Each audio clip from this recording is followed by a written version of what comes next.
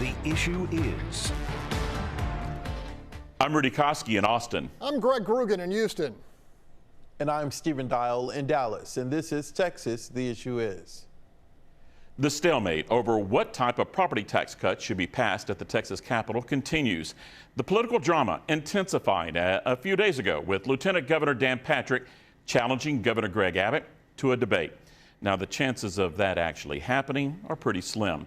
So we took another look at the key points that Abbott and Patrick recently made during separate appearances, but on the same stage at the Texas Public Policy Foundation here in Austin. The Issue Is now presents what we think the great property tax debate could look like. I invite Governor Abbott to a Lincoln Douglas style debate. Governor, will you accept Lieutenant Governor Patrick's challenge? So when it comes to property taxes, what really needs to be done is to focus on reaching an agreement.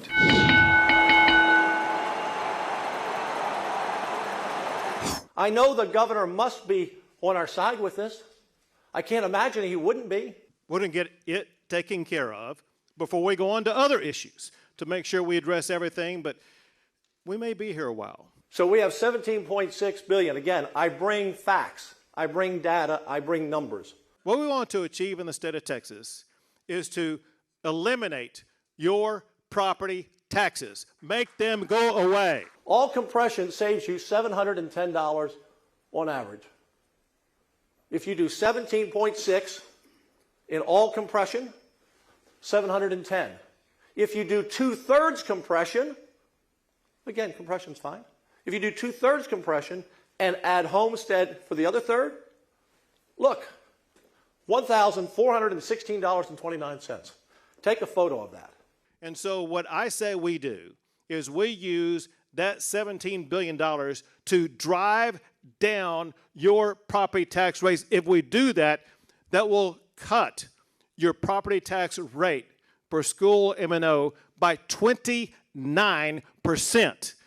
That will put us on a pathway where in the ensuing sessions, we will be able to get to zero for your property tax rate for your school district property taxes. To end property taxes through compression, we would have to come up with $55 billion. We must go big. We must dream big, dream the possibility that we can eliminate property taxes in Texas. Now, how much is $55 billion? It's 38.2% of our entire budget. You'd have to cut school funding. You'd have to cut medical funding. You'd have to cut law enforcement. You'd have to cut everything. You can't have 40% roughly of your budget in compression to get rid of all property taxes. Now, some people say, well, gosh, we just can't afford it. There, like I said before, there have been doubters. So you'd have to almost double the sales tax to pay for that. Now, there'll be some people out there who say, oh, yeah, you charge me 12 cents. Charge me 12% instead of 6%. Remember, plus 2 cents local. So your sales tax now is about 8, and a quarter would go to 14 or so, somewhere in that neighborhood. Texas has the #1 fastest growing economy in the United States of America. Our economy is now more than $2.3 trillion a year. Think about this. We're trying to spend $17 billion this session out of an economy that produces $2.3 trillion a year. I don't think there's a vote to increase, Sherry, the sales tax, a half a cent. Do the math. We're seeking to use 0.007% of our whole GDP to drive down property taxes just this session. $17 billion divided by $2.35 trillion is less than 0.1% of our gross domestic product. We can do it. It eventually will have taxes go up because we can't control the tax rate then at the local level. But the Speaker wanted it on all businesses, all properties, homesteads, all residences, all shopping centers, apartment, everything. We know the economy is going to go up, the economy is going to go down. We also know that we have hundreds of thousands or more people putting into our sales tax revenue every single year.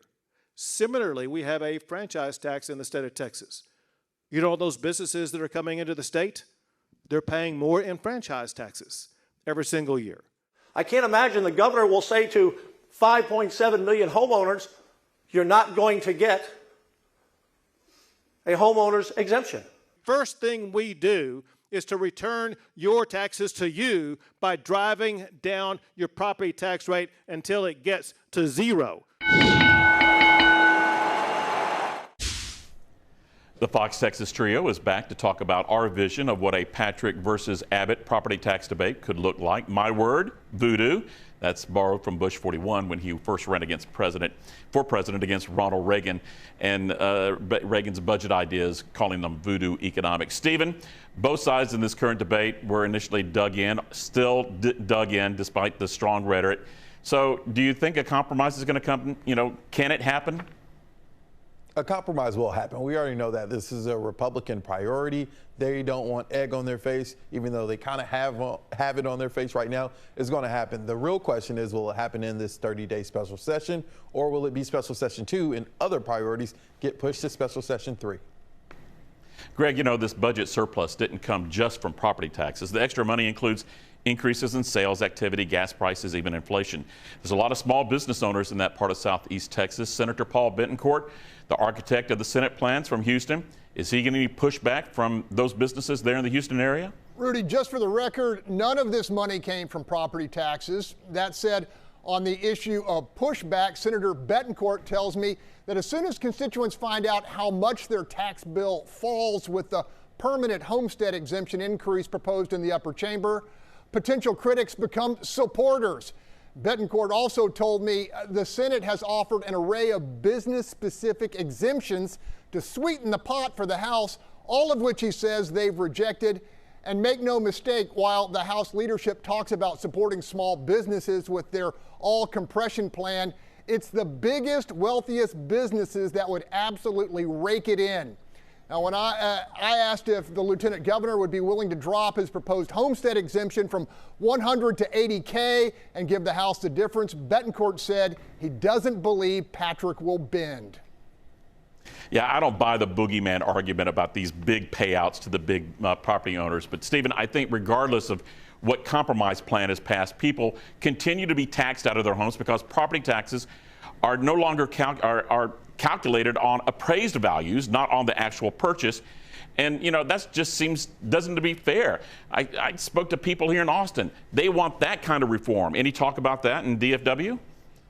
Oh, yeah. I mean, any property owner is going to say, hey, I'm paying too much. I mean, not even to account inflation. I mean, property taxes and values were high before inflation. And so it's something that everyone wants. I think a lot of voters aren't going to really look into all the details of this back and forth. And I think the final product will be somewhat of a compromise in both chambers of getting that compression and homestead exemption.